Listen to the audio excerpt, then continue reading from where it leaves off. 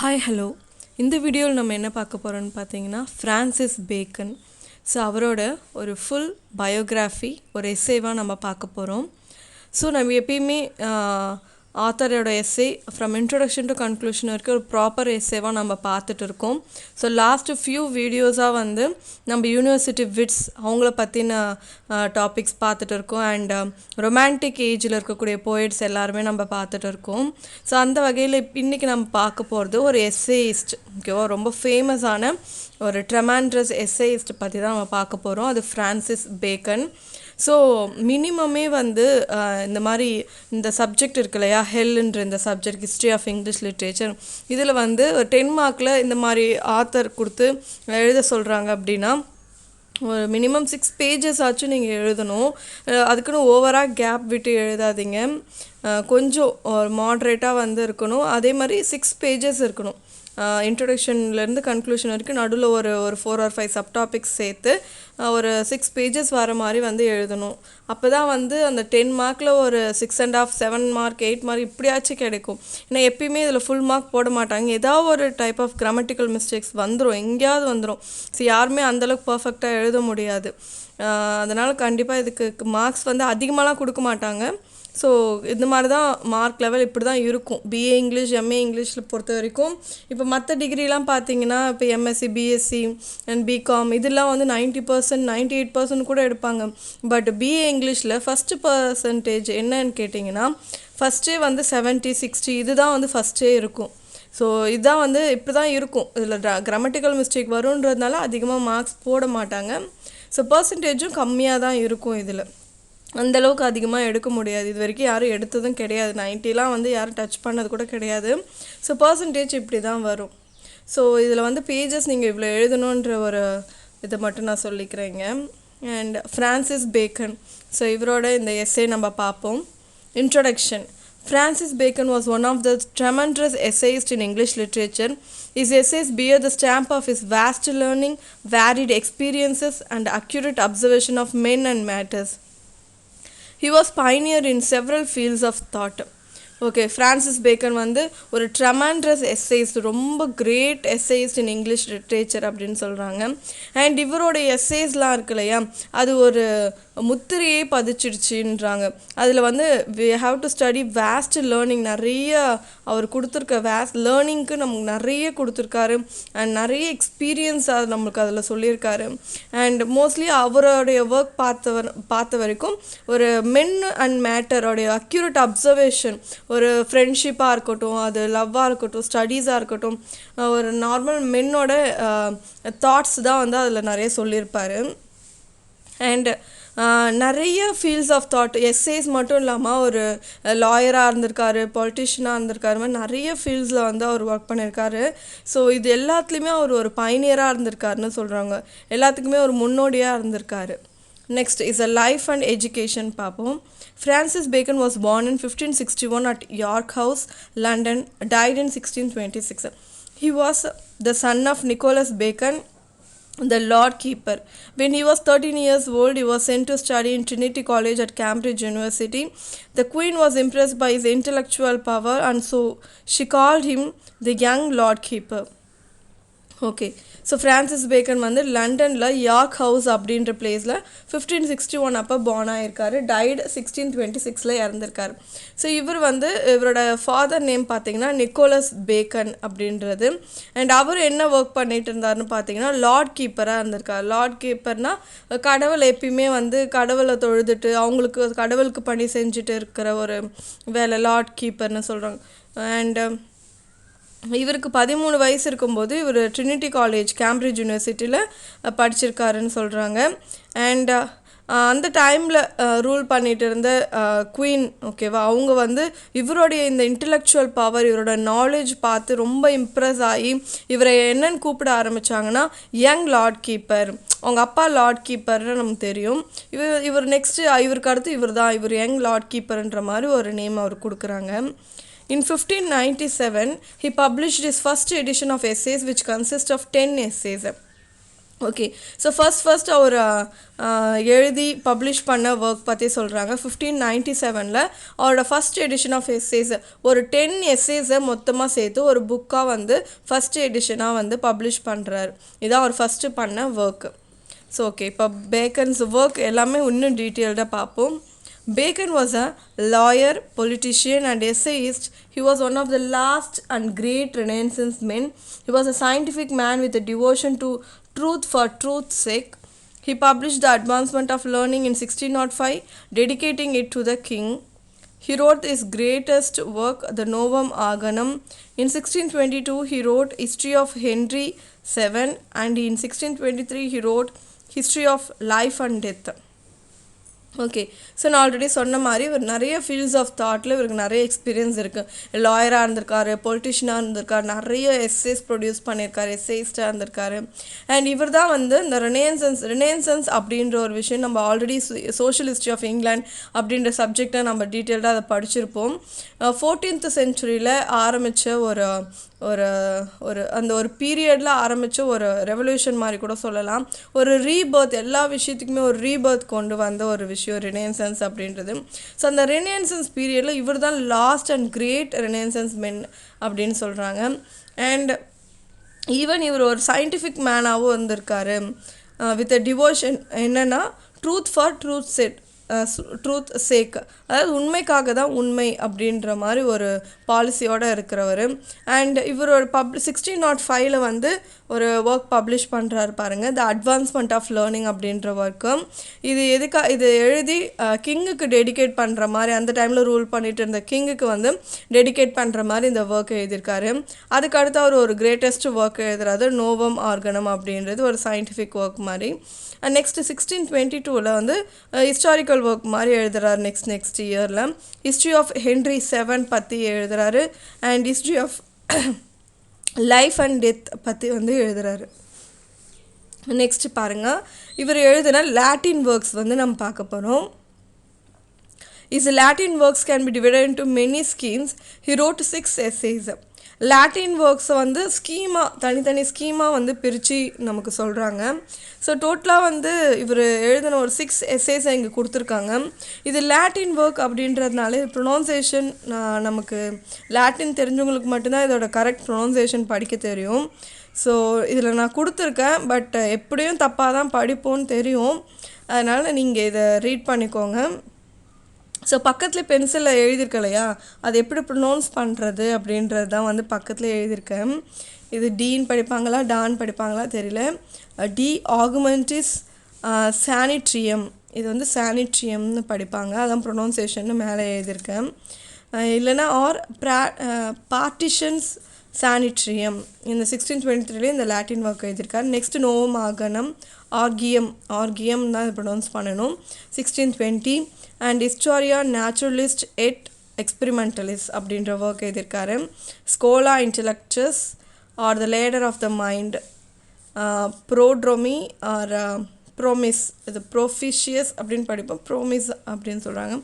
ஒரு ஆன்டிசிபேஷன்ஸ், ஃபிலோசஃபியா சியோன்ட்ரா தமிழ்லேயே நான் எழுதியிருக்கேன். ஸோ இதான் ஒரு ப்ரொனவுன்சேஷன். இதில் ஸ்பெல்லிங் மிஸ்டேக்கே பண்ணாதீங்க. ஏன்னா இப்போ இந்த ஒர்க் எழுதுறீங்க அப்படின்னா இதை ஹைலைட் பண்ணி இப்போ வேறு கலரில் நான் கொடுத்துருக்கேன் இல்லையா, ஸோ அந்த மாதிரி நீங்கள் எழுதும்போது அது பளிச்சுன்னு தெரியும். அதில் எந்த மிஸ்டேக் இருந்தாலும் டக்குன்னு நம்ம டீச்சர் கண்ணுக்கு வந்து தெரிஞ்சிடும். ஸோ பார்த்து அதை ஸ்பெல்லிங் மிஸ்டேக் இல்லாமல் ரைட் பண்ணுங்கள். அண்ட் எஸ்ஸேஸ் பார்க்கலாம். The essay as a distinct literary form was born in the 16th century with the publication of Frenchman Montaigue's essays. Bacon borrowed the form from him but suited it to his own purpose. Okay. So first என்ன சொல்கிறாங்கன்னா, literary form அப்படின்னு ஒரு சப்ஜெக்டே வந்து first இயரில் first செமஸ்டர்லேயே நீங்கள் படிப்பீங்க.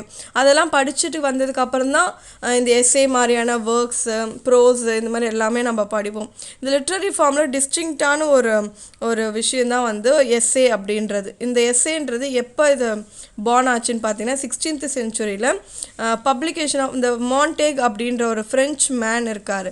அவர் தான் இந்த எஸ்ஏன்ற ஒரு விஷயத்தை கொண்டு வந்திருக்காரு. ஸோ நம்மளோட பேக்கன் வந்து அவர்கிட்டேருந்து அந்த ஃபார்ம் மட்டும்தான் பாரோ பண்ணியிருக்காரு. எந்த விதமாக எழுதுகிறாங்க இல்லையா, அந்த ஃபார்மேட் மட்டும்தான் வந்து பாரோ பண்ணியிருக்காரு. பட் அவருக்கு ஏற்ற மாதிரி அவரோட ஓன் பர்பஸ்க்கு ஏற்ற மாதிரி அது சூட்டபிளாக அவரோட ஒர்க்குக்கு மாற்றிக்கினாரு. And next, the first edition of the essays 10 in number was published in 1597. The second edition 38 in number appeared in 1612, and the third edition containing 58 essays was published in 1625. There are three divisions of Bacon's work: philosophical, the advancement of learning; literary, the essays; professionals as maxims of law. Okay, so நம்ம already பார்த்தோம் அவர் first publish பண்ண essays வந்து 10 essays சேர்த்து வந்து publish பண்ணார். First எடிஷனில் 1597 அதை publish பண்ணியிருக்காரு. Next edition எப்போ பப்ளிஷ் பண்ணியிருக்காருன்னா 1612 மொத்தம் 38 எஸ்ஏஸ் அதில் பப்ளிஷ் பண்ணியிருக்காரு. அடுத்து தேர்ட் எடிஷனில் வந்து 1625 58 எஸ்ஏ பப்ளிஷ் பண்ணியிருக்காரு. ஸோ இப்படி வந்து 3 விதமாக பிரித்து வந்து பப்ளிஷ் பண்ணியிருக்காரு. அண்ட் இவரோட ஒர்க்கையே வந்து டோட்டலாக 3 விதமாக வந்து பிரிக்கிறாங்க. ஒன்று philosophical, the advancement of learning; literary, the essays; and the professionals as maxims of law அப்படின்னு 3 விதமாக. இது இம்பார்ட்டன்ட் 2 மார்க்கில் கேட்கக்கூடிய ஒரு question. And next, all his essays deal with man's essential needs, philosophy of world and nature.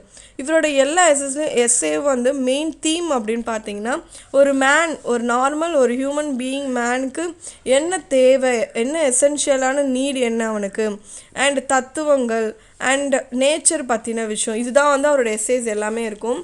So இவரோட essays எல்லாமே வந்து ஆஃப்னு போட்டு தான் வந்து எல்லா எஸ்ஸேவும் எழுதுவார். ஆல்ரெடி இவரோட ரெண்டு ஒர்க் வந்து நம்ம பார்த்துருக்கோம், அதுக்கான எக்ஸ்ப்ளனேஷனும் கொடுத்துருக்கோம். Of friendship and of studies, இந்த 2 ஒர்க்குமே வந்து நம்ம பார்த்துருக்கோம். அது வீடியோவும் நம்மளோட சேனலில் இருக்குது. ஸோ ஆக்சுவலாக இங்கே வந்து நிறைய அவர் எழுதுகிற மோஸ்ட்லி அவர் நிறைய ஒர்க் இங்கே கொடுத்துருக்கேன். இதில் நீங்கள் எக்ஸாமுக்கு எழுதுறீங்க அப்படின்னும் போது ஒன்லி 8 மட்டும் நீங்கள் சூஸ் பண்ணி 8 or 7 மட்டும் சூஸ் பண்ணி எழுதிக்கோங்க. ஸோ என்னென்னு பாருங்கள், அவர் எழுதுன எஸ்ஸேஸ் பாருங்கள். Of studies, of riches, of adversity, of goodness, of unity in religion, of great places, of friendship, of death, of youth and age, of nature in man, of suspicion, of innovations, of beauty, of truth, of gardens, of discourse, of wisdom for man's shelf. Okay, so இந்த ஒர்க்ஸ்லாம் இவர் எழுதின essays.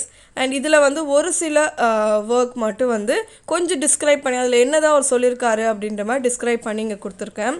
So இது வந்து தனித்தனியாக 2 மார்க்கில் கேட்க நிறைய chance இருக்குது. இம்பார்ட்டண்டானதை மட்டும்தான் இங்கே கொடுத்துருக்காங்க. ஸோ ஃபஸ்ட்டு ஆஃப் ஃப்ரெண்ட்ஷிப் பார்ப்போம். அதோட ஜஸ்ட் மாதிரி ஒரு summary. Friendship helps unload the burden of heart. If frustration is kept in heart, it causes depression and tension for man. Friendship brings better understanding. A man with a friend has 2 lives. Friendship increases joys and reduces one's sorrow. Okay, இந்த of friendship அப்படின்ற இந்த essay இந்த pros ஒர்க்கில் என்ன அவர் சொல்ல வராரு அப்படின்னு பார்த்தீங்கன்னா, ஃப்ரெண்ட்ஷிப் வந்து இப்போ ஒருத்தவங்களுக்கு ஃப்ரெண்ட் இருக்காங்க அப்படின்னா ஸோ அது வந்து எந்த அளவுக்கு நமக்கு மனசு நிம்மதி தருதுன்ற மாதிரி வந்து டிஸ்கிரைப் பண்ணியிருக்காரு. ஸோ நம்ம மனசில் இருக்கிற பேர்டன், அந்த நிறைய வலிகள், வேதனைகள், இது எல்லாத்தையுமே குறைக்கிறதுக்கு தான் ஃப்ரெண்ட்ஷிப் அப்படின்ற ஒரு விஷயம் ஹெல்ப் பண்ணுது. இப்போ சப்போஸ் நம்ம மனசு பயங்கர மனசு கஷ்டத்தில் இருக்கும், நம்ம ஹார்ட் ஃபுல்லாக we have full of pain and வெயிட்டாக நம்ம ஃபீல் பண்ணுறோம் அப்படின்னும் போது அது நமக்கு என்ன உருவாக்கும், டிப்ரெஷனும் டென்ஷன் தான் நமக்குள்ளே உருவாக்கும். இதுவே வந்து ஒரு ஃப்ரெண்டு இருக்கான் அப்படின்னா அவனுக்கு வந்து நம்மளை பற்றின ஒரு பெட்டர் அண்டர்ஸ்டாண்டிங் இருக்கும், எல்லாமே புரிஞ்சுப்பாங்க, நம்ம ஷேர் பண்ணுவோம், நம்ம மைண்ட் ரிலாக்ஸ் ஆகும். ஸோ ஒரு மேனுக்கு ஒரு ஃப்ரெண்ட் இருக்கிறது வந்து ஒரு 2 லைஃப்ஸ் மாதிரி. ஒன்று வந்து ஃப்ரெண்ட்ஷிப் வந்து சந்தோஷத்தை அதிகமாக்குது அண்ட் கஷ்டத்தை வந்து கம்மியாக்குதுன்ற மாதிரி அவரோட எஸ்ஸே ஃபுல்லாகவே இந்த மாதிரி தான் வந்து டிஸ்கிரைப் பண்ணி சொல்லியிருப்பார். நெக்ஸ்ட் எஸ்ஸே என்ன சொல்லியிருக்காருன்னு பார்ப்போம். ஆஃப் ஸ்டடீஸ் பற்றி பார்ப்போம். Studies are a source of happiness when one is alone. Studies help people develop abilities. Books are good companions. Different kinds of subjects enlighten our mind differently. Okay, இதில் வந்து studies படிக்கிறத பற்றி வந்து சொல்லியிருப்பார். படிக்கிறதுனா normal school book படிக்கிறது கிடையாது. நார்மலாக நம்ம நாலேஜை வளர்த்துக்கிற மாதிரி நிறைய புக்ஸ் இருக்கு இல்லையா? ஸோ அந்த மாதிரி புக்ஸை வந்து படிக்கிறத பற்றி சொல்வார். படிக்கிறது மூலிமா வந்து நமக்கு நிறைய சந்தோஷம் கிடைக்கும். இப்போ நம்ம தனியாக இருக்கிறோம் ஃபீல் பண்ணுறோன்னு வச்சுக்கோம், யாருமே இல்லை தனியாக இருக்கிறோம் அப்படின்னு ஃபீல் பண்ணுறோன்னா அந்த சமயத்தில் நமக்கு ஒரு புக் அது மூலயமா கிடைக்கிற அந்த இதுதான் வந்து ஒரு குட் கம்பேனியனாக நமக்கு இருக்கும். நம்மளோட எபிலிட்டிஸை வளர்க்குறதுக்கும் அது ஒரு வகையில் ஹெல்ப் பண்ணுது. ஒரு குட் கம்பேனியனாகவும் நம்ம கூட இருக்குன்ற மாதிரி 2 விஷயத்த சொல்கிறாரு. இது மாதிரி டிஃப்ரெண்ட் கைண்ட்ஸ் ஆஃப் சப்ஜெக்ட்ஸில் நம்ம படிக்குவோம். இப்போ புக் படிக்கும்போது ஒரே ஜானரில் படிக்க மாட்டோம். அது நிறைய மிஸ்ட்ரி, த்ரில்லர் அப்படின்னு நிறைய வகையான இதை படிப்போம். ஸோ அப்படி படிக்கும்போது நம்மளோட நாலேஜை வந்து பயங்கரமாக வந்து அது வந்து ஹெல்ப்ஃபுல்லாக இருக்குது அப்படின்னு சொல்கிறாங்க. ஸோ இதான் இந்த எஸ்ஸேல இதை பற்றி தான் அவர் சொல்கிறாரு. நெக்ஸ்ட்டு பார்த்தீங்கன்னா ஆஃப் பேரண்ட்ஸ் அண்ட் சில்ட்ரன் அப்படின்ற இந்த சம்மரி பார்ப்போம். Children get benefit because of their parents. Parents usually do not have discrimination towards their children. They should give enough pocket money. They should choose a suitable profession for their child. Okay, இதில் என்ன சொல்கிறாங்கன்னு பார்த்தீங்கன்னா parents and children's பற்றி அவங்களுக்குள்ளே இருக்கக்கூடிய ஒரு சில விஷயங்கள் பற்றி தான் சொல்கிறாங்க. சில்ட்ரன்ஸ்க்கு வந்து பேரண்ட்ஸ் கிட்டேருந்து எப்பயுமே பெனிஃபிட் தான் கிடைக்கும். அவங்ககிட்டேருந்து கஷ்டமோ அவங்கள துன்புறுத்தவோ மாட்டாங்க. ஸோ அது மட்டும் இல்லாமல் பேரண்ட்ஸ் வந்து உங்களை வந்து ஒரு 2-3 குழந்தைங்க இருக்காங்க அப்படின்னா அவங்களுக்குள்ள வேறுபாடெல்லாம் பார்க்க மாட்டாங்க. டிஸ்கிரிமினேஷன், நீ தான் எனக்கு ஓகே, நீ வந்து எனக்கு இது இல்லைன்ற மாதிரி அந்த வேறுபாடெலாம் இருக்காது. பேரண்ட்ஸ் கிட்டே எல்லாமே குழந்தை தான் அவங்களுக்கு. அண்ட் உங்களுக்கு தேவையான உங்களுக்கு எவ்வளோ தேவையோ அந்தளவுக்கு பாக்கெட் மணி கொடுப்பாங்க. அண்ட் உங்களுக்கு எது சூட்டபிளான ப்ரொஃபஷன், இது படித்தா என் பிள்ளை கஷ்டம் இல்லாமல் கடைசி வரைக்கும் இருப்பான், இந்த ப்ரொஃபஷன் போனால் என் குழந்தைக்கு கஷ்டமே இல்லாமல் இருக்கும் அப்படின்னு சொல்லி பார்த்து சின்ன சின்ன விஷயமும் நம்மளுக்காக செலக்ட் பண்ணி சூஸ் பண்ணி எல்லாமே பண்ணுறவங்கன்ற மாதிரி. ஸோ இந்த ஒரு இதில் வந்து ஒரு சென்டிமெண்ட்லாம் இந்த ஒரு எஸ்ஸே எழுதியிருக்காரு. அண்ட் நெக்ஸ்ட் எஸ்ஸே பார்த்தீங்கன்னா of ambition. Ambition makes man active, but if it is stopped, it can also be dangerous. Ambitious people are highly required for the war. If ambition is allowed without control, it can be harmful for the king and the government. Ambitious people can also be used by king as instruments. So இதில் என்ன சொல்கிறாங்க அப்படின்னா ambition அப்படின்னா என்ன, ஒரு strong desire, ஒரு achieve பண்ணணும் நம்ம லைஃப்பில், இது கண்டிப்பாக இதை விடவே கூடாது, அச்சீவ் பண்ணணும் அப்படின்னு நினைக்கிற ஒரு சில விஷயம்.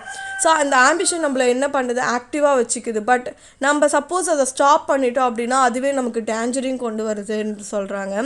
ஸோ இது வந்து ஒரு கிங் கூட கம்பேர் பண்ணுறாங்க.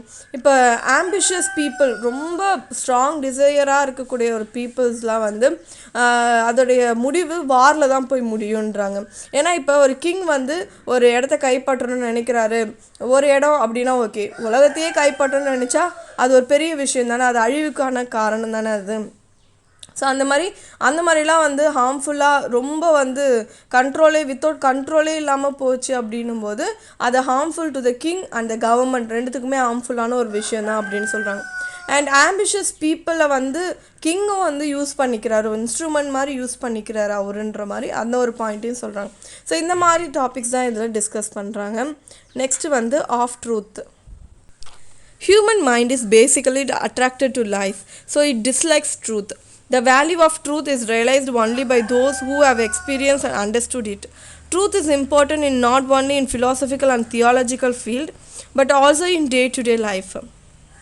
ஓகே, இந்த ஆஃப் ட்ரூத் அப்படின்ற இந்த எஸ்ஸேல வந்து அவர் எதை பற்றி சொல்கிறாரு அப்படின்னா, ஸோ உண்மையாக இருக்கணும் அப்படின்ற ஒரு விஷயத்தை பேஸ் பண்ணி தான். ஸோ ஹியூமன் மைண்டை பொறுத்த வரைக்கும் வந்து நம்ம ஈஸியாக வந்து பொய் சொல்கிறதுக்கு வந்து பயங்கரமாக அதில் அந்த லைஃப்க்கு வந்து அட்ராக்ட் ஆகிடுவோம்.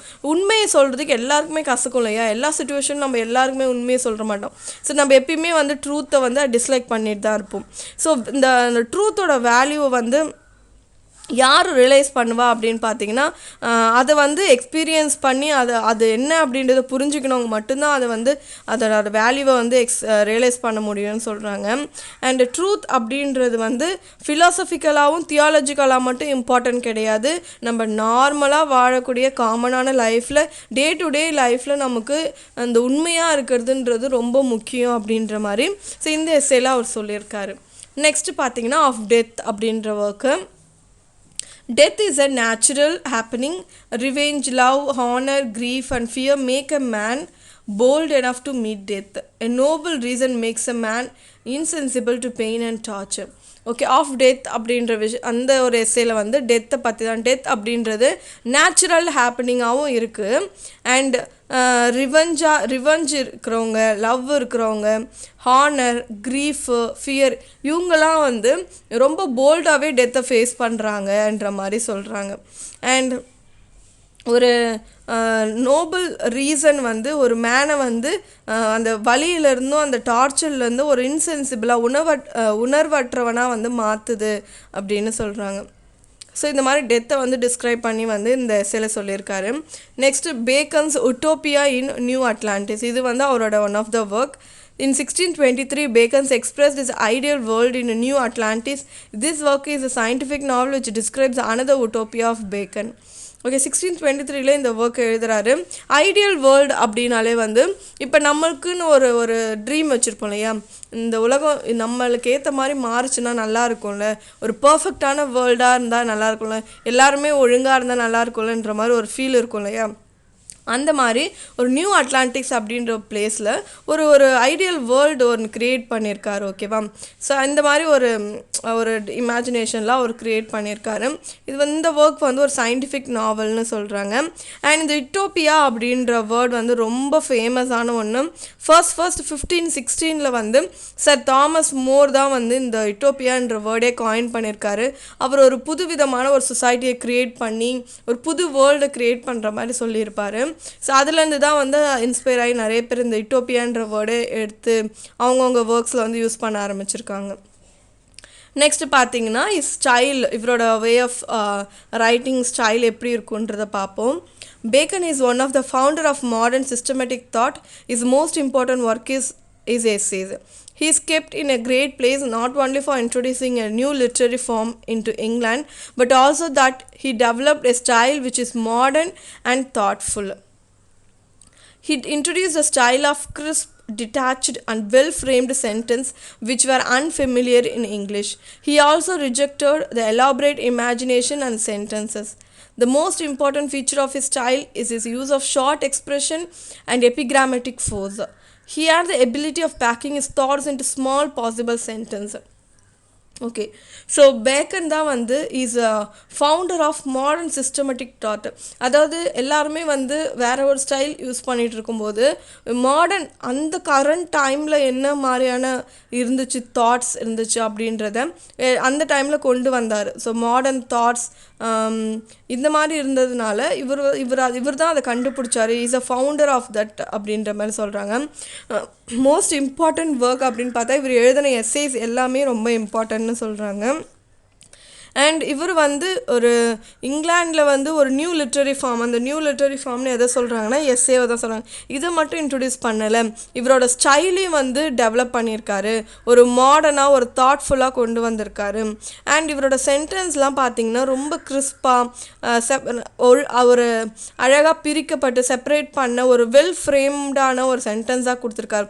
இதை மாதிரிலாம் அந்த டைமில் அந்த மாதிரி இல்லை, அன்ஃபெமிலியராக இருந்திருக்கு, யாருக்குமே அந்த மாதிரிலாம் தெரியல. இவர் அந்த டைமில் இந்த மாதிரிலாம் கொடுத்துருக்காருன்ற மாதிரி சொல்கிறாங்க. அண்ட் இவருக்கு வந்து ஒரு இமேஜினேஷன் அப்படின்னா அது ரொம்ப எலாபரேட் பண்ணி நீட்டாக வந்து அது இது பண்ணி டிஸ்கிரைப் பண்ணி பேசுறதுலாம் வந்து அவருக்கு பிடிக்காது. அந்த மாதிரி அவர் ரைட் பண்ண மாட்டார். சென்டென்ஸும் வந்து ரொம்ப லென்த்தியான சென்டென்ஸ்லாம் வந்து கொடுக்க மாட்டார். இவரோட ஸ்டைலே இதுதான். இவருடைய நம்ம இந்த டாப்பிக்கில் பார்க்க போகிற இந்த ஸ்டைலே வந்து இவர் எப்படி அவரோட விஷயத்தை சொல்வார் அப்படின்னு பார்த்தா ரொம்ப ஷார்ட் எக்ஸ்ப்ரெஷன், என்ன சொல்லணும்னு நினைக்கிறார் ரொம்ப ஷார்ட்டாக கிறிஸ்பாக சொல்கிறது தான் இவரோட ஸ்டைலே. அண்ட் எபிகிராமேட்டிக் ஃபோர்ஸ் அப்படின்றதும் வந்து ரொம்ப ஷார்ட்டாக, இது வந்து இட் எக்ஸ்பிரஸ் ஆல்சோ ஷார்ட்னஸ் தான் சொல்லுது, கன்சைஸாக கிளவராக அண்ட் அம்யூசிங்காக எழுதுகிற ஒரு ஸ்டைலை தான் வந்து சொல்லுது. அண்ட் இவருக்கு அந்த ஒரு எபிலிட்டி இருக்குது, அவருடைய தாட்ஸ் எல்லாத்தையுமே வந்து ஃபுல் ஆஃப் தாட்ஸ் எல்லாமே வந்து ஒரு ஸ்மால் பாசிபிள் சென்டென்ஸில் அவரால் சொல்ல முடியும். ஒரு சின்ன சென்டென்ஸில் அவர் என்ன சொல்லணும்னு நினைக்கிறார் அந்த ஹோல் விஷயத்தையும் அந்த ஒரு லைனில் சொல்லிட முடியுன்ற மாதிரி. ஸோ அப்படி ஒரு திறமை வாய்ந்தவராக இருந்திருக்காரு. ஓகே, கன்க்ளூஷன் பார்ப்போம். Bacon's greatness as an essayist depends on his style. To sum up in the words of a Hazlitt, his style is equally sharp and sweet, flowing and pitty, condensed and expressive, expressing volumes in a sentence or amplifying in a single thought into pages of rich, glowing and delightful eloquence. Francis Bacon is rightly called the father of English essay. Okay. So at last ஃபைனலாக வந்து கன்க்ளூஷன்லேயும் வந்து அவரோட ஸ்டைலை பற்றி தான் சொல்கிறாங்க. So அவரோட greatness எஸ்ஏயிஸ்டாக அவரோட கிரேட்னஸ் எதில் இருக்குது அப்படின்னு பார்த்தீங்கன்னா ஒரு ஸ்டைலில் தான்.